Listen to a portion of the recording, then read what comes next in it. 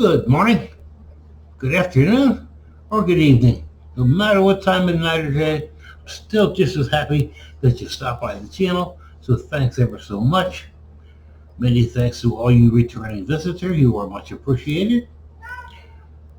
Many thanks to all you first-time visitors. Um, Excuse me for a minute.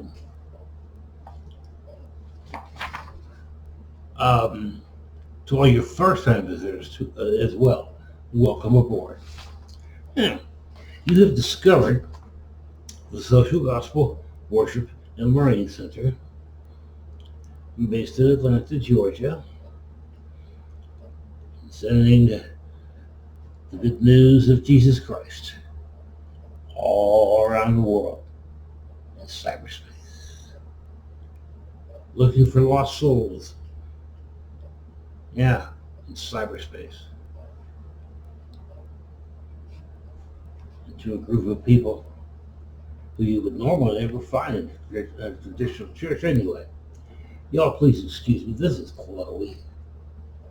Yes, Chloe the cat. She loves to be at the center of attention. She's not preoccupied with my glass of Mountain Dew. So, let me just keep right on going.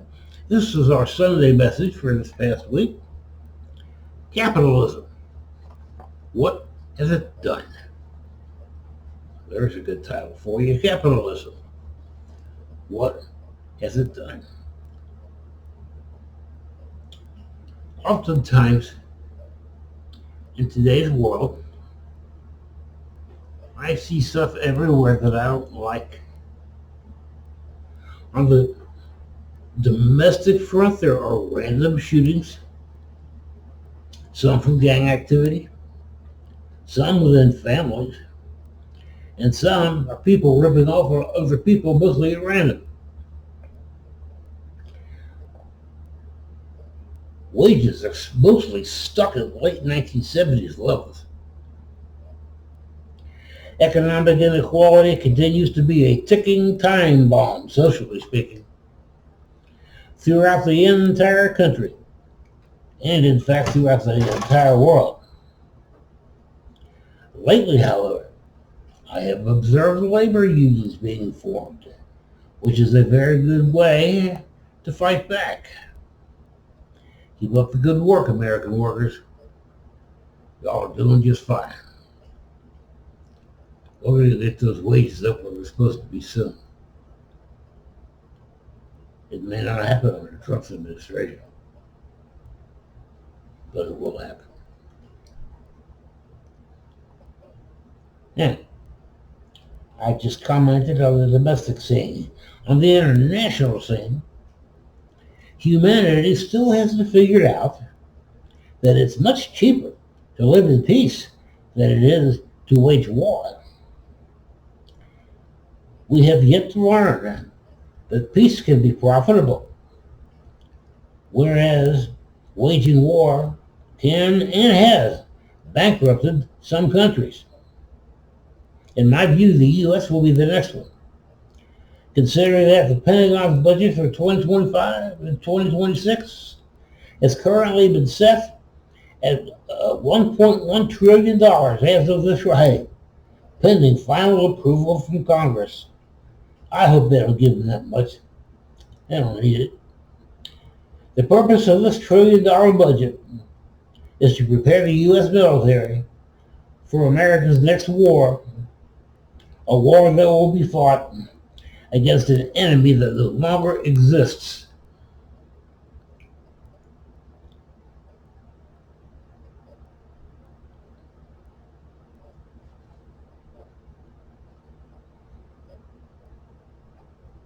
Excuse me, I lost my, there it is.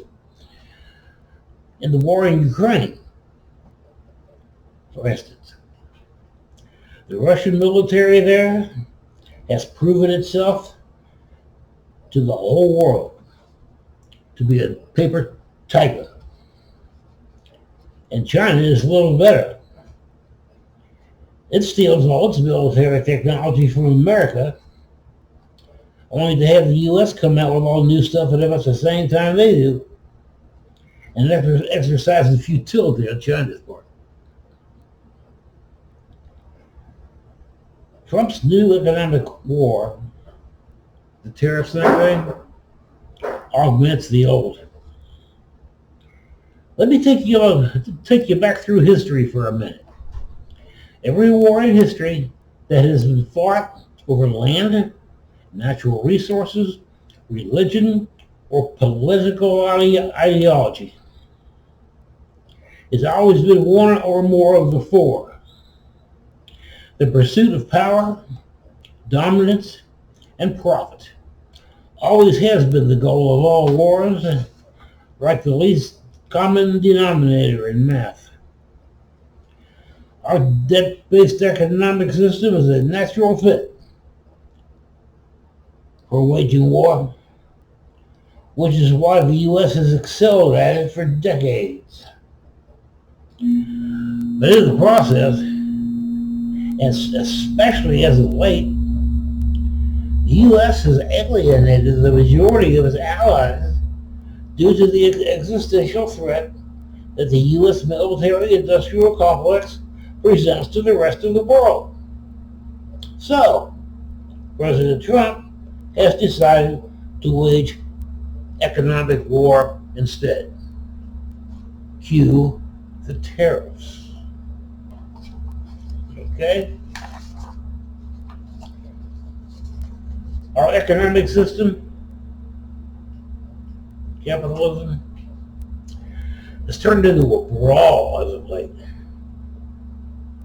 The reason for the existence of Trump's tariffs is to make money at every other country's expense. Problem is, every country living with tariffs, which is just about everybody, has levied retaliatory tariffs back on America. This has had the effect of calling President Trump to the negotiating table, as well it should. At the end of the day, the increase in the cost of everything here in the U.S. is a result of Trump's tariffs. It's a tax on U.S. workers who are already struggling to stave off bankruptcy. But isn't this the end result of a fundamentally flawed economic system? Capitalism exists to turn a profit, legally and honestly, and there's nothing wrong with that. But capitalism has been warped and distorted into something it was never meant to be, which is every man for themselves. It was never meant to be a free-for-all that turned into a brawl such as we have today. That got me to thinking about the economic system that I have lived with for my entire lifetime. The basic precepts of capitalism have always been related to free enterprise. The Oxford Dictionary defines capitalism as an economic system in which private business operates in competition and largely free of state control.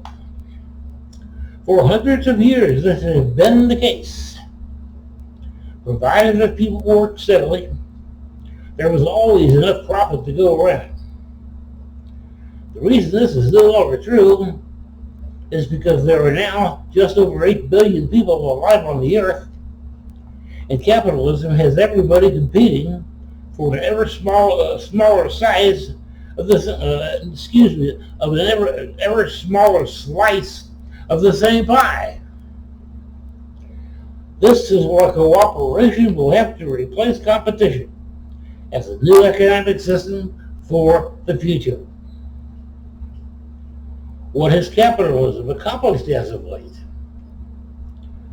When I think about the pressing need to replace capitalism, I can't help but think about the harm it has done since the end of World War II in 1945. Since then, and especially after the start of the Korean War in 1950, There has been one war after another fought overseas. Since World War II ended, over 600,000 American soldiers have died in global military conflicts. From 1980 to 2022, nearly 61,000 people have died on active duty. The key points about America's military deaths since 1945. First, over 600,000 deaths in military conflicts since the First World War. Second, nearly 61,000 deaths on active duty between 1980 and 2022. Over 1,400 deaths annually on average from 1980 to 1922. Many more deaths due to accidents, illness, and self-inflicted wounds. That's right, self-inflicted wounds. Former soldiers are committing suicide. And so there you have it. Approximately 600,000, no, I was right, 600,000 U.S. servicemen have died as a direct result of wars overseas. That's 600,000 too many. Imagine if there were no more wars since 1945. What kinds of contributions could these needlessly slaughtered men and women have made if only they had the chance? We'll never know with any certainty, and capitalism did that. But I'm not finished yet. So hang on, what else has capitalism done? It has taken away opportunities for the high quality education that people deserve. The U.S. is the only developed country on the planet that doesn't offer no or low cost tuition for its citizens. In America, if you can't afford the tuition for the college or university of your choice, you simply don't get to go. This is unjust and unfair on so many levels. But that's what capitalism does. Like college tuition, the U.S. is the only developed country on the planet that doesn't offer free health care for its citizens. People these days are having to file bankruptcy due to medical debt. I think the main reason that the United States doesn't offer free medical coverage is because too much money is being spent on military hardware. But hey, that's just me, and capitalism does that too. The middle class in the U.S. is disappearing due to pathetic wages that remain stuck, for the most part, at 1970s levels. This, combined with, frankly, overpriced cars and trucks, is resulting in repossessions, which are at an all-time high as of this writing. When people's only mode of transportation gets taken out of the picture, homelessness is the frequent result. Rental prices throughout the country are at unmanageable levels for most people.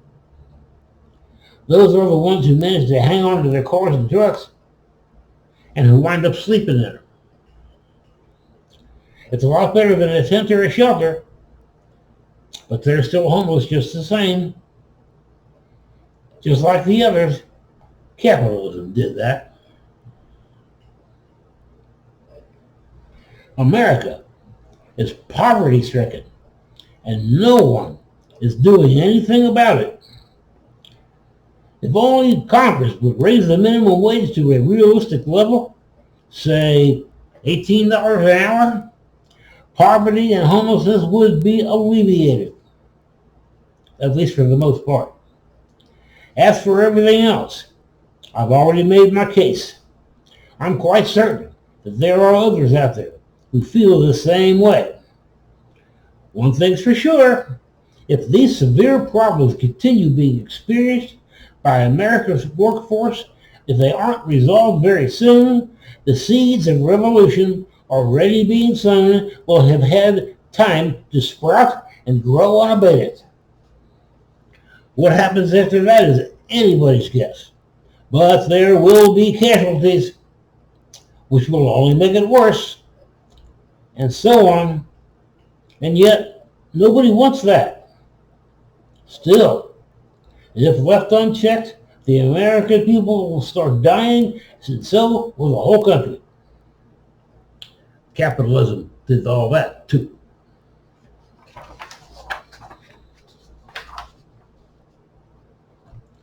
For additional reading on this topic, get a copy of my latest nonfiction ebook in digital format. It's called The Freedom Lover's Handbook by Reverend Paul J. Bern, yours truly. It can be bought on Gumroad for $4.99. Just go to greatestsservant.com/lowercase l/FARQG. All those are lowercase too, by the way. One more time, greatestsservant.gumroad.com/l/FARQG. It's a great read. You'll love it, I promise. Most of the time at the end of the service, they pass around their collection basket to take up donations and all free will offerings and so on and so forth. Excuse me.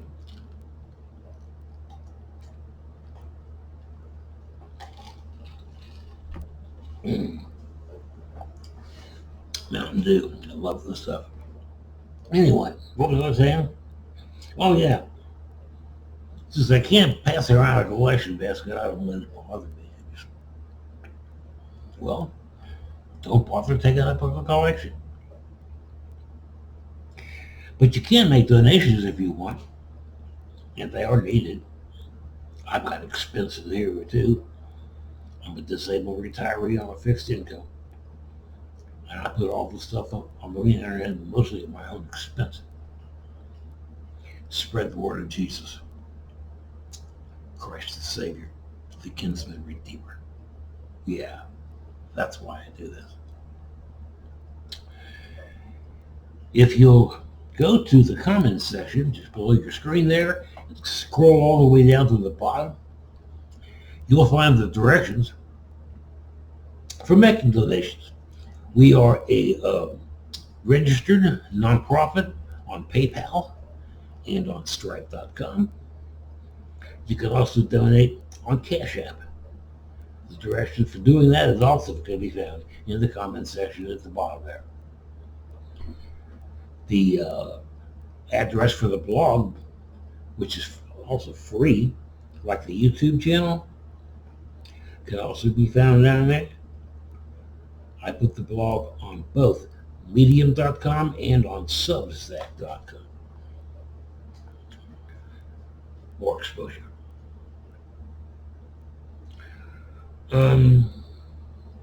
There's also directions there to, if you want to mail us a check, the address is posted down there at the very bottom of the screen.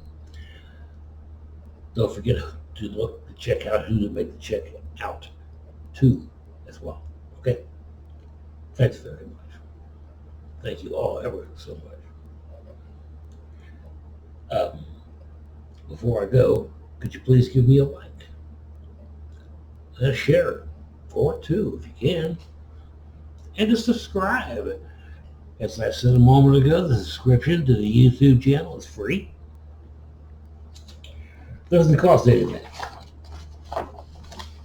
That's the best part.